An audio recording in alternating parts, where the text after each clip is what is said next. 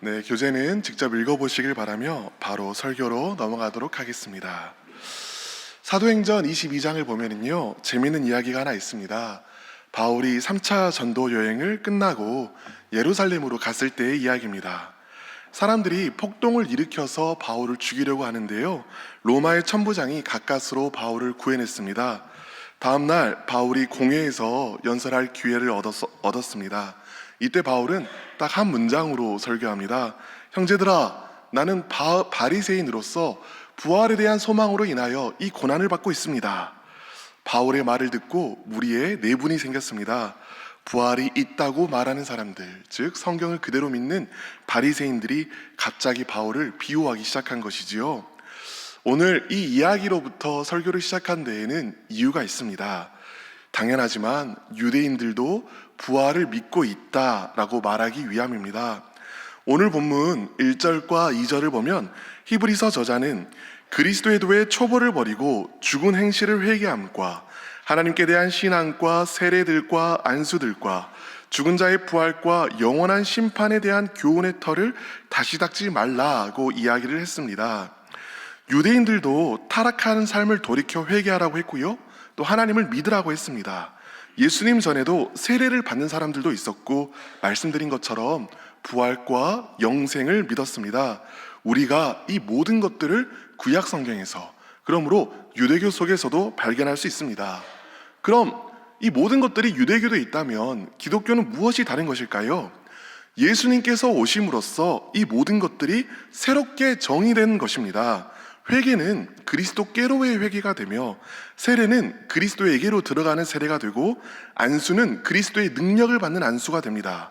부활은 그리스도와 함께하는 부활이 되며 심판은 그리스도께서 재판관이 되시는 심판이 되는 것이지요. 익히 알고 있던 유대교에서도 있었던 모든 것들이 그리스도의 빛으로 새롭게 빛나게 되는 것입니다. 여러 차례 말씀드렸지만 히브리서 편지를 받는 로마의 그리스도인들은 점점 더 노골적인 핍박을 받고 있었고 또 유대교로 돌아가려는 유혹과 압박을 받고 있었습니다. 어차피 그리스도가 없어도 이 모든 것들은 그대로 유지할 수 있는 것 아니야? 그리스도가 빠질 뿐이지 달라질 것은 없잖아. 그리스도 없이도 회개도 할 거고 하나님도 믿을 거고 세례도 받을 건데 왜? 이런 사람들에게 히브리서 저자는 강하게 권면하는 것이지요. 그리스도의 도에 초보를 버리지 말라. 교훈의 털을 다시 닦지 말라. 오히려 완전한 대로 나아가라. 이게 무슨 말일까요? 그리스도의 터에 단단히 뿌리박고 나아가라는 것입니다. 이 모든 것들에게 생명을 주는 힘이 그리스도로부터 나오는데 그리스도를 빼버리고 껍데기만 유지하는 그런 신앙으로 다시는 돌아가지 말라라고 이야기하는 것입니다. 모든 것이 다 있더라도, 모양은 그럴듯하더라도 그 안에 그리스도가 없으면 아무것도 없는 것입니다. 이것이 로마 사람들에게만 해당되는 이야기는 아니지요. 신앙에는요, 늘 본질이 있고 그 본질을 담는 의식이 있습니다. 조금 더 쉽게 내용이 있고 그 내용을 담는 형식이 있다고도 표현할 수 있겠습니다. 우리가 교회 하면 떠올리는 대부분의 것들이 사실은 신앙의 형식인 것이지요. 설교, 찬양, 봉사, 새벽기도, 이 모든 것들이 다 우리가 신앙을 표현하는 형식들입니다. 우리 신앙에 있어서 이런 형식들은 필수적입니다. 그러나 이것들 자체가 본질인 것은 아닙니다. 그렇다면 본질은 무엇일까요? 본질은 바로 살아계신 그리스도이십니다. 설교를 하는데 또 설교를 듣는데 살아계신 그리스도의 말씀으로 듣지 못한다면 죽은 문자에 불과합니다. 찬양을 부르는데 마음의 눈이 보좌 위에 계신 그리스도를 바라보고 있지 않다면 온전한 찬양이라 할 수 없습니다. 봉사를 하는데 마음에 그리스도를 위하여 하고 있지 않다면 하나님께서 받는 봉사일 수는 없는 것이죠. 그러나 그 안에 그리스도가 있다면 이 모든 형식들을 통해서 하나님께서는 우리에게 생명을 주시고 힘과 능력을 주시는 것입니다. 여러분, 당시의 유대교와 기독교가 겉으로 볼 때에 의식적인 부분들은, 형식적인 부분들은 다 똑같을 수 있다라고 했지요. 마찬가지로 참된 신앙과 거짓된 신앙이 겉으로 볼 때에는 똑같을 수가 있습니다. 보기에는 똑같이 설교를 듣고 찬양을 하고 봉사를 하기 때문입니다. 그럼 무엇이 중요할까요? 중요한 것은 이것입니다. 우리의 모든 신앙의 형식 가운데 참된 본질이신 그리스도 한 분, 살아계신 그분이 계시느냐 하는 것입니다. 우리는 그리스도의 도의 초보를 버리지 말아야 하겠습니다. 우리의 모든 형식들 가운데 그리스도께서 살아계시고 참되신 주임을 잊지 말아야 하겠습니다. 그리하여 완전한 대로 나아가야 하겠습니다. 하나님께서 허락하시면 우리는 완전한 곳으로 나아가게 될 것입니다. 첫 번째 기도 제목입니다. 본질이신 그리스도를 붙들게 하소서.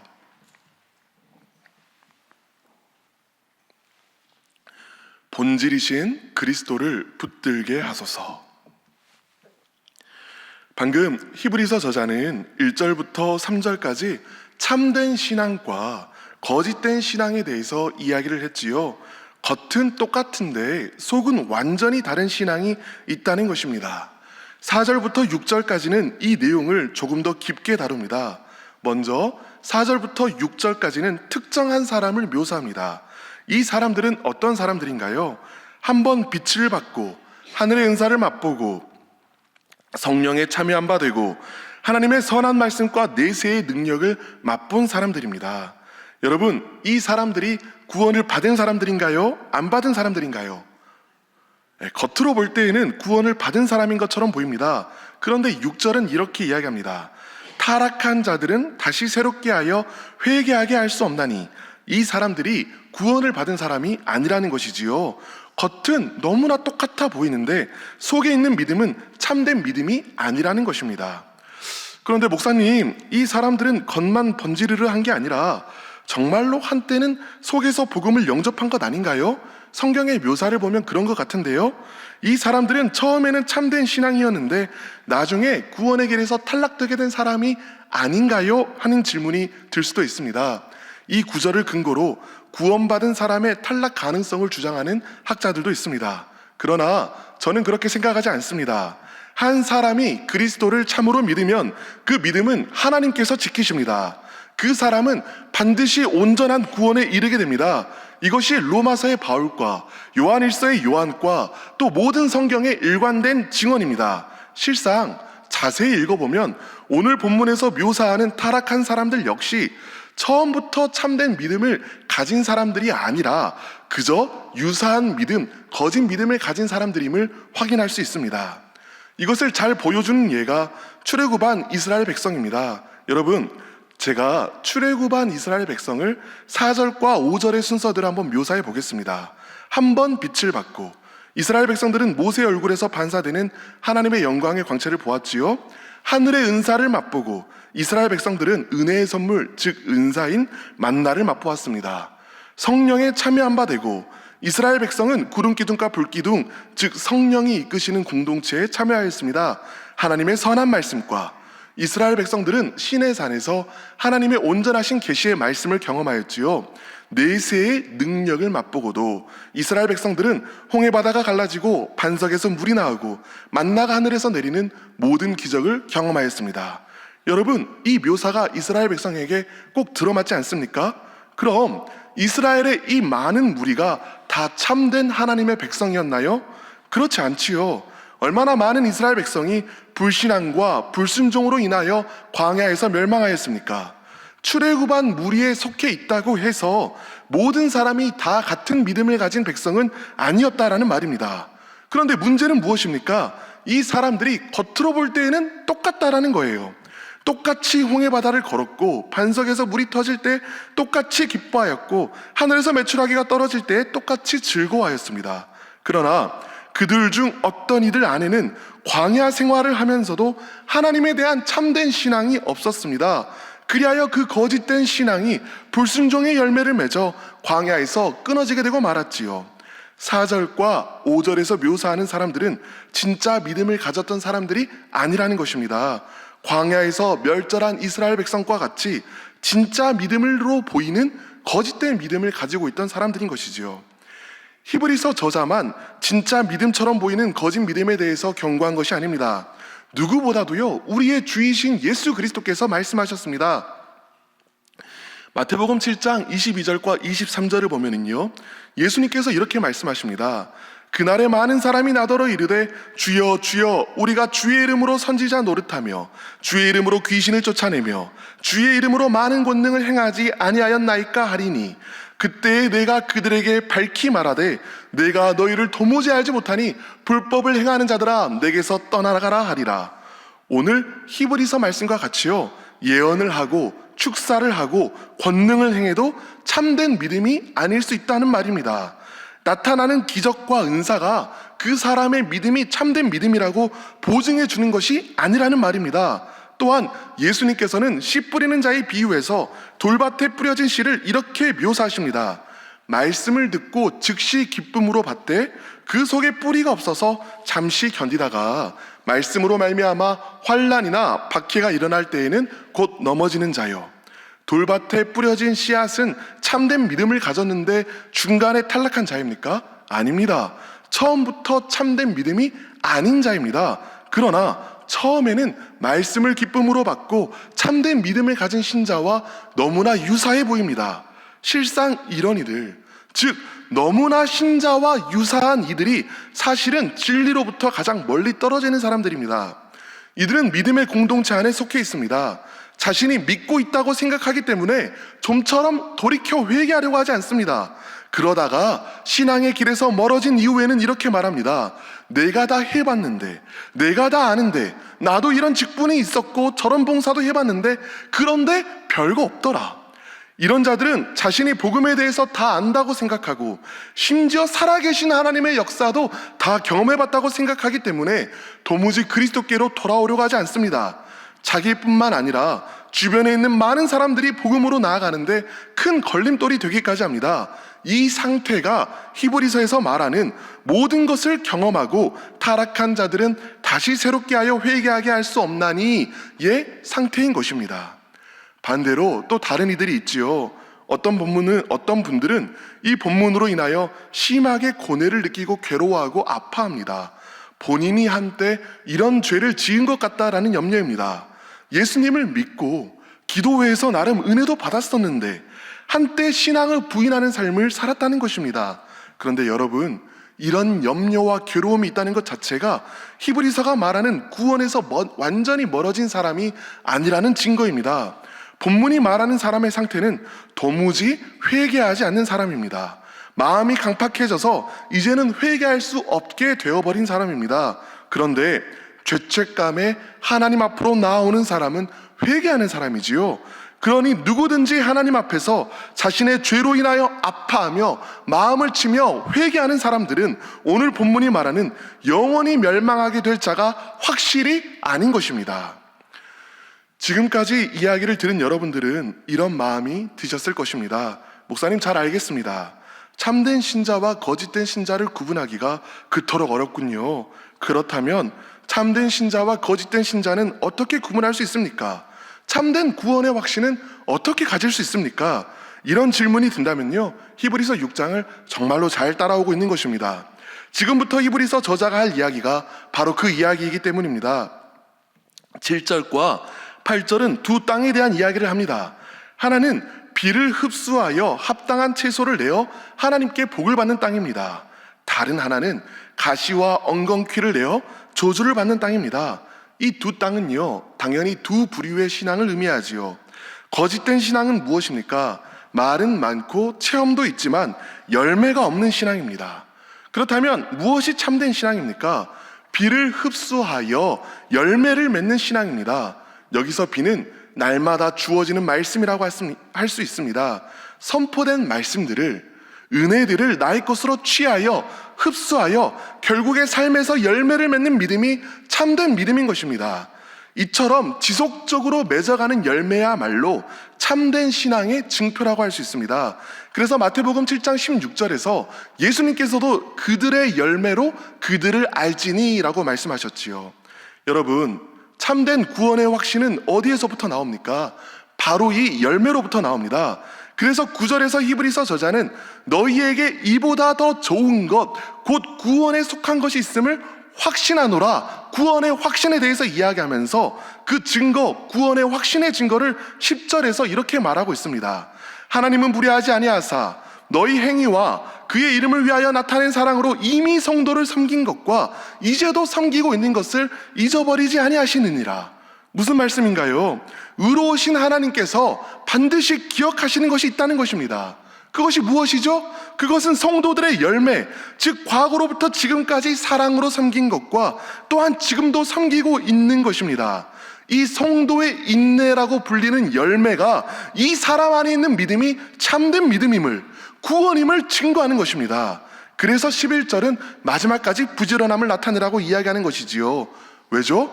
이것이 성도의 인내의 열매가 바로 참된 구원의 증거이기 때문입니다. 12절은 이처럼 참된 구원을 가진 사람을 이렇게 묘사하고 있습니다.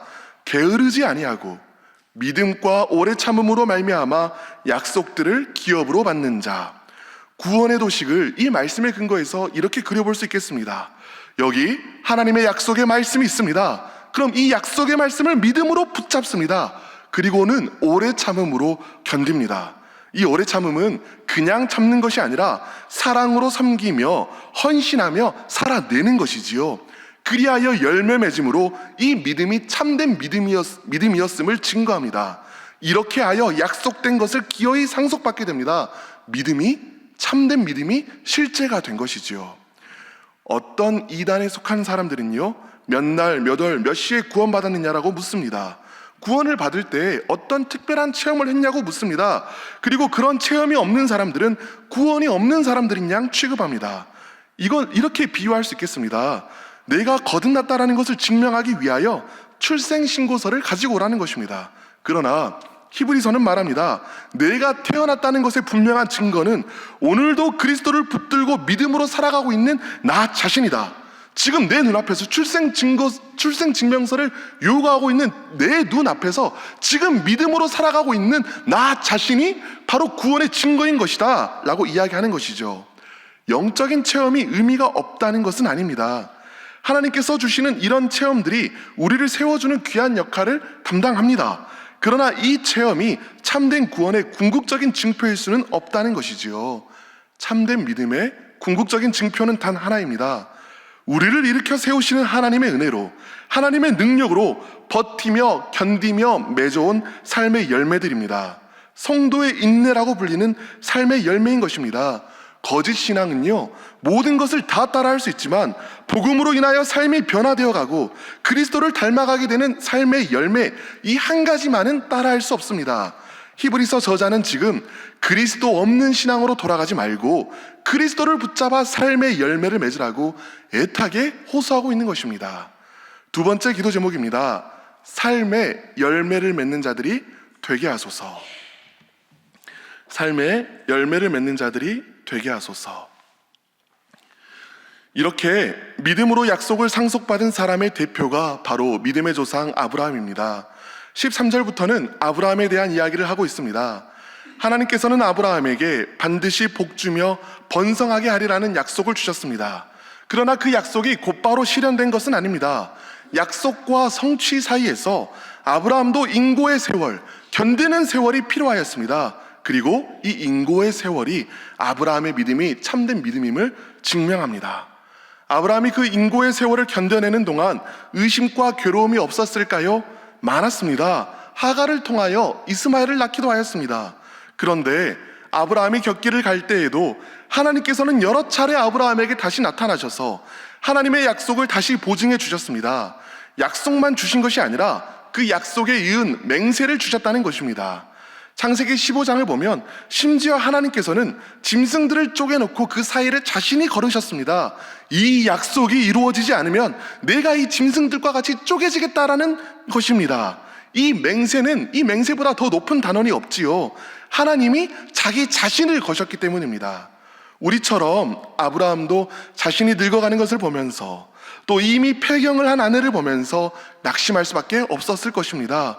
그러면서도 아브라함이 기도를 하는데도 응답이 없는 이 험악한 세월을 인내할 수 있었던 이유는 단 하나입니다.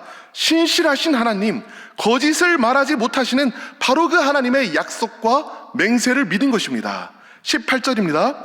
이는 하나님이 거짓말을 하실 수 없는 이 두 가지 변하지 못할 사실로 말미암아 앞에 있는 소망을 얻으려고 피난처를 찾는 우리에게 큰 안위를 받게 하려 하심이라.